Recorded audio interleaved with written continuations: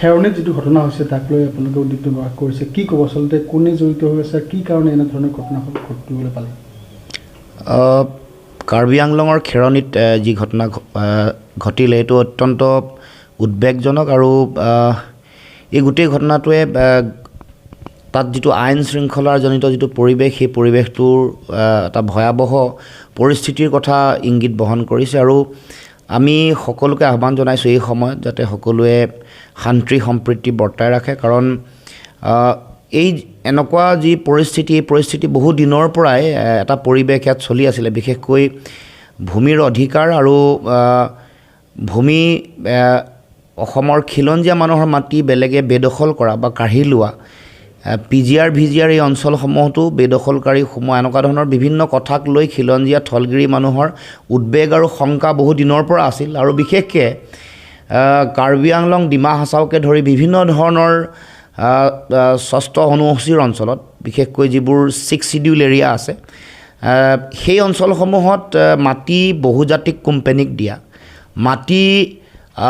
বেলেগে আহি বেদখল কৰা সেইবোৰক লৈ বহু দিনৰ পৰা প্ৰতিবাদ চলি আছিল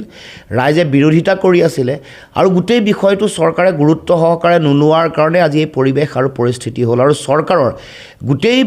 পৰিৱেশটোৰ কাৰণে গোটেই ঘটনাটোৰ কাৰণে চৰকাৰে আচলতে জগৰীয়া কাৰণ এনেকুৱা ধৰণৰ ঘটনাৰ তেওঁলোকে নিশ্চিতভাৱে তেওঁলোকৰ খবৰ থাকিব লাগিছিল উমান পাব লাগিছিল কাৰণ গণতান্ত্ৰিকভাৱে এটা আন্দোলন চলি আছে এটা জেনুইন এটা বিষয়ক লৈ এটা গুৰুত্বপূৰ্ণ বিষয়ক লৈ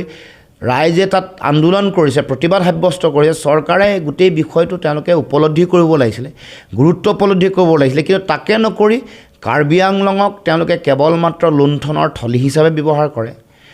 তুলিৰাম ৰংহাঙক তেওঁলোকে ATM হিচাপে ব্যৱহাৰ কৰে আৰু তাৰ যিবোৰ জনগণৰ মৌলিক সমস্যা যিবোৰ সমস্যাক লৈ জনগণ সদায় উদ্বেগ প্ৰকাশ কৰি আহিছে বিৰোধিতা কৰি আহিছে বা সমস্যা সমাধানৰ দাবীত তেওঁলোকে আন্দোলন কৰি আছে কিন্তু চৰকাৰে তাক লৈ কাণসাৰ দিয়া নাই কেৱল মাত্ৰ তেওঁলোকে মাটি বহুজাতিক কোম্পানীক দিয়ে তেওঁলোকক সন্তুষ্ট কৰিবলৈ চিন্তা চৰ্চা কৰিছে গতিকে এইটো বহু দিনৰ পৰা চলি থকা এটা বিষয় ইয়াৰ লগত এটা দীঘলীয়া মানে ইতিহাস জড়িত হৈ আছে বহু দিনৰ মানুহৰ মাটি নিদিয়ে মানে জনজাতীয় অঞ্চলৰ বিশেষকৈ 6 শিডিউল এৰিয়াৰ মাটি দিয়াৰ বিৰোধিতা বা মাটি কোনোবাই দখল কৰাৰ বিৰুদ্ধে বহু দিনৰ পৰাই মানুহে তেওঁলোকে প্ৰতিবাদ সাব্যস্ত কৰি আছিল আৰু বিশেষকৈ মাটি এটা অতি গুৰুত্বপূৰ্ণ বিষয় মাটিক লৈ সকলো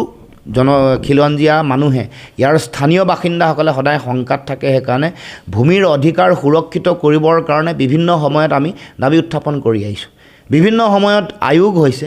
আয়োগসমূহে দিয়া পৰামৰ্শ বুলি কিন্তু চৰকাৰে ৰহস্যজনক কাৰণত তেওঁলোকে কাৰ্যকৰী কৰা নাই গতিকে আমি দেখিছোঁ যে যিবোৰ আটাইতকৈ বেছি প্ৰটেক্টেড অঞ্চল বিশেষকৈ 6 শিডিউল এৰিয়া তাতো এনেকুৱা ধৰণৰ পৰিৱেশ পৰিস্থিতি হৈছে য'ত নেকি তাৰ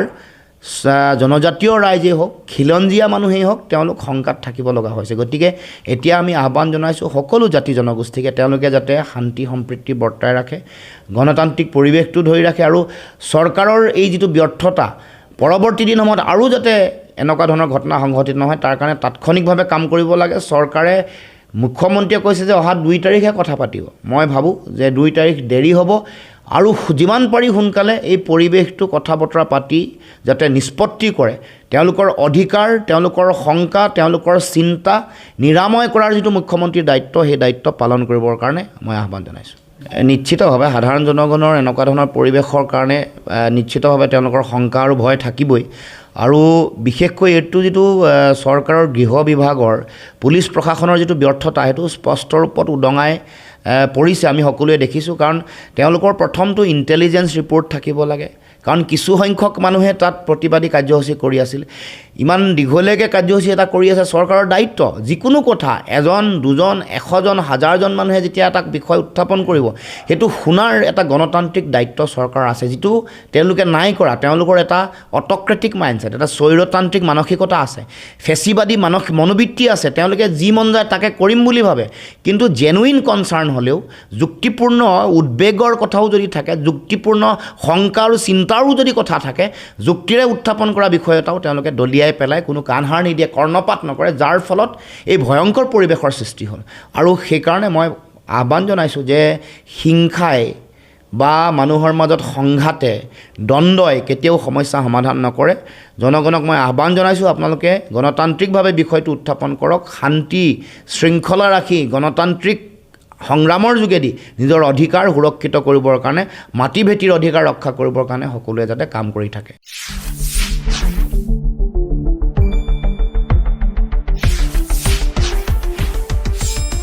শুদ্ধ আৰু বিস্তৃত বাতৰিৰ বাবে চাই থাকক নিউজ ডেস্ক ৰিপৰ্ট।